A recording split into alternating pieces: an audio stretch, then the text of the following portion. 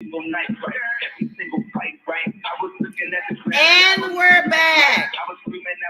And we're back. Let me say this to you. We got another caller, Mayshawn, and I'm going to get to that caller as well. Let me say this to you. And this is very important to me. In order for us to heal, to grow, we got to have conversations like this.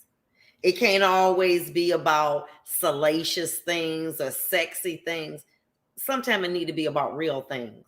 People that are suffering every day. You know, we look at the headlines of, you know, people acting out inappropriately, and we want to condemn them. And we don't know what they're suffering.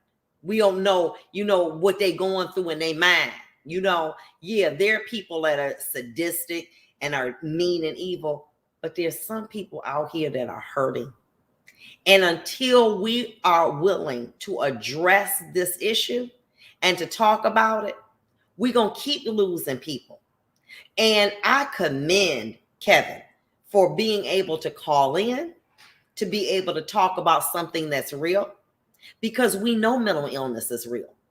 And what is so disappointing to me as a person is that we don't put enough money in mental illness.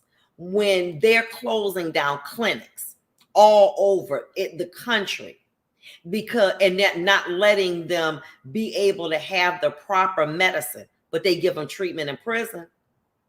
So what happens is that because they're self-medicating and that stuff don't work, weed, a Molly, Percocet, liquor, that don't help. It temporarily help, you know. And what happens is then they go out on a psychotic binge, hurt themselves or others because there's not proper treatment. I'm going to share something with you. There was a gentleman that designed the intermittent windshield wiper, you know, that's on the cars now. You know, it'll delay. And he was manic depressive, very much so. And he was able to get the level of treatment that he could afford. Obviously, he was a multimillionaire. Exactly. A multimillionaire. And he had all types of psychotropic medication. He took some sinus medicine. The sinus medicine in combination with the psychotropic medication led him to, his wife came down to have lunch with him. He was hanging from a noose in the garage because the sinus medicine did not interfere with the psychotropic medication, and it didn't make it effective. And he ended up killing himself. It's serious. It's as though everything in a person's life, with the food that they eat, the vitamins that they take, the medicine that they take, everything has to be regulated. I had the very fortunate opportunity to have come after some of my docket came after the Honorable George Crockett. Everybody knows that he suffered from mental illness. He had psychotic breakdowns on the bench and off the bench, but he was able to manage it with proper maintenance. But sometimes, you know, things happen, but that doesn't mean that he became a lawyer. He became a judge, a phenomenal judge, very well respected and smart as a whip. But because a person has mental illness or suffers from it, doesn't mean that they're lazy, doesn't mean that they can't function. It just means that it's just a different way that you got to go about doing it. It means that, you know, maybe, you know, they can't get it from 1 to 10. Maybe it's 2, 6, 10, 20. But guess what? It's okay.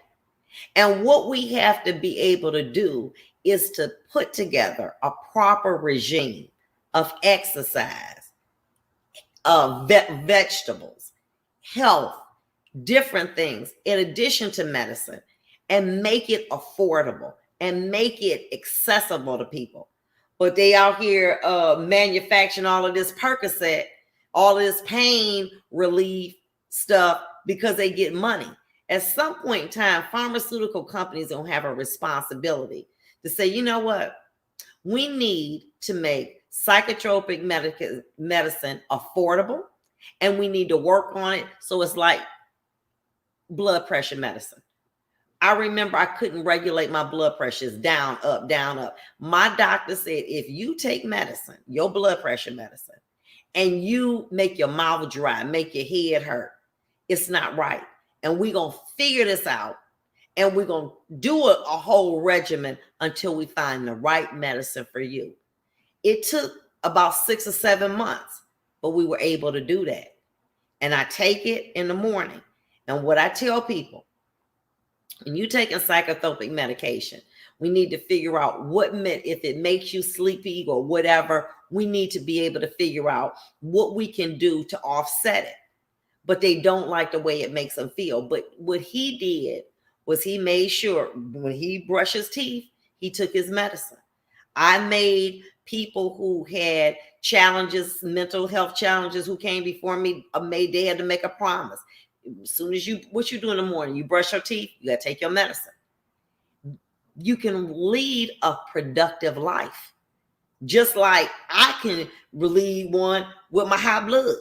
It's no different. It means that our body needs some extra help. It's not something that we need to look down upon. Oh, you crazy, you loony. Leave these stereotypes alone. We need to be able to find ways. We can send people to the moon, and we can't make psychotropic medication so that it doesn't have horrendous side effects, that it don't make your mouth so parched, that it doesn't make your head hurt, that it doesn't make you lethargic, that it doesn't make you zone out. We put millions of dollars. Every time I look around, it's a different iPhone, one that talk to you, one that see you. Damn it, why can't we take that same money and commit technology to being able to help people who are suffering from mental illness? But here's the situation. Now, let's go there. If I'm looking at the number of viewers, and I'm okay with it. When we were talking about, the football player running off the field naked, that's salaciousness. It was hundreds. Now it's down to 30 people. She talking about some mental stuff. I don't want to hear it till it happens in your family. Everybody knows somebody. We need to deal with it, because it's not enough to keep going to funerals of young people who are suffering in silence and nobody want to help them. Nobody want to hear that. So they suffer. So they turn to alcohol abuse.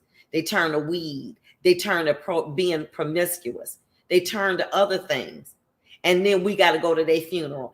I always thought something was a little wrong, but here we at the funeral. Damn, don't you think enough to want to help somebody when they're alive? Well, I do. And that's the purpose of discussing this, of talking about it, of being able to identify what can we do as a community? What can we do as a society to make this better? But I mean, I'm outdone. But iPhone got to wait. Listen, every 2 years, they upping the game on that because it's a moneymaker. Mental health's not. And so what we do is we take those people and we, put them in the criminal justice system. And then guess what? They get the medication that they need. They get the help that they need, and they thrive. But why? Why do they got to be locked up like animals in order for us to be able to help them? Why can't we have free clinics out here? Why can't we be able to have people, when they start to say, you know what, I need to go to the hospital? Why can't we give them something? Let me tell you something. When I was a judge, I had a young lady, and she wanted children. Well, all young ladies, many of them do want kids. And she suffered from mental illness. She suffered all her life, and she had a baby.